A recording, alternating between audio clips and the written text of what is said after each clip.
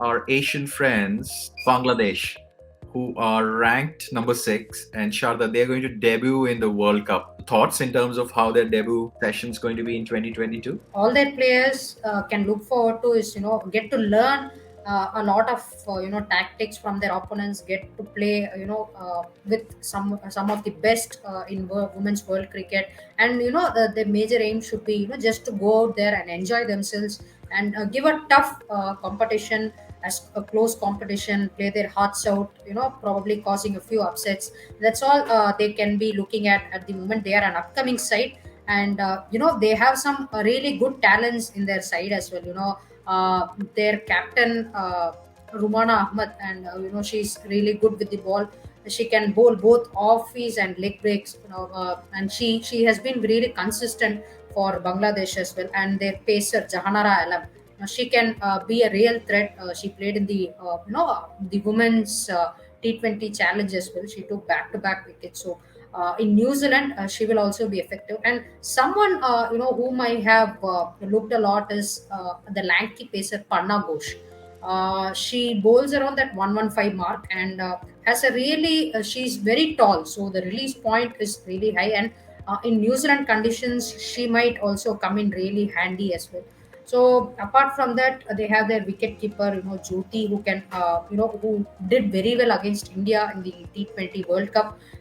They have a lot of talents, but all they should be looking for is to just go out there and express themselves, learn a lot from the best as much as possible, and probably look to just cause upsets to probably teams like South Africa, West Indies, India, or even New Zealand as well. They have the capability, but this will definitely be a learning curve for them. In qualifiers, if I'm not wrong, they have experience of beating teams like Pakistan. Bangladesh, they're going to make their 50 over World Cup debut.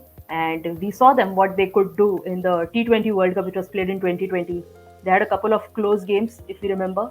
One against India, I think, which India won by just 18 runs. I think New Zealand, which New Zealand won by just 17 odd runs. So I'm sure they are a very good side. Of course, an upcoming team to look forward to.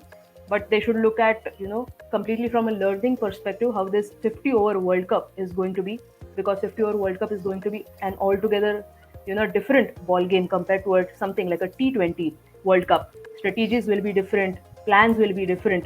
If plan A doesn't work, they have time to bring in plan B, which is not possible in case of something like a T20 World Cup. And of course, with regards to players that I'm looking forward to, one of the young left arm spinners that they have got in Nahida Akhtar.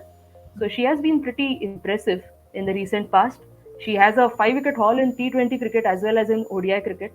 So she has been very impressive. She was impressive in the Zimbabwe series also, where she had 11 wickets in the series, and Bangladesh could simply whitewash the Zimbabwe team thanks to her, of course.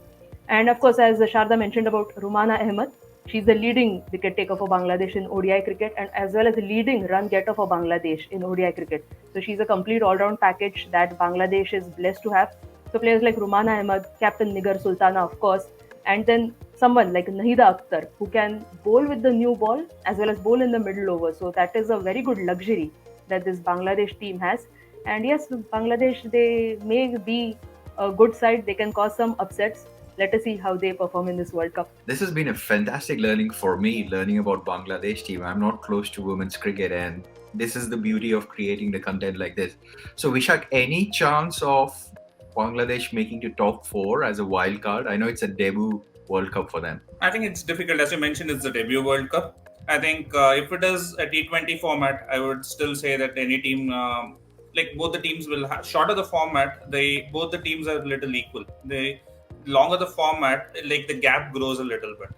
So that's where the problem is. I think if you see the other teams, right, and if you compare Bangladesh, I don't think they have enough firepower to compete with these teams. Maybe they can do a couple of upsets here and there, but I don't think they have all the firepower. I completely agree with Vishal. Of course, they can cause upsets, but I don't see them getting into the top 4 for this 50 over World Cup. I don't think they could make it to the top 4, but yes, of course, it will be surprising if they make it to the top 4, and it will be a big message for the Bangladesh as a nation that if their women's team is able to make it to the top 4. Wishing all the best to the Bangladesh team. Hopefully they they enjoy the World Cup, which is the most important thing.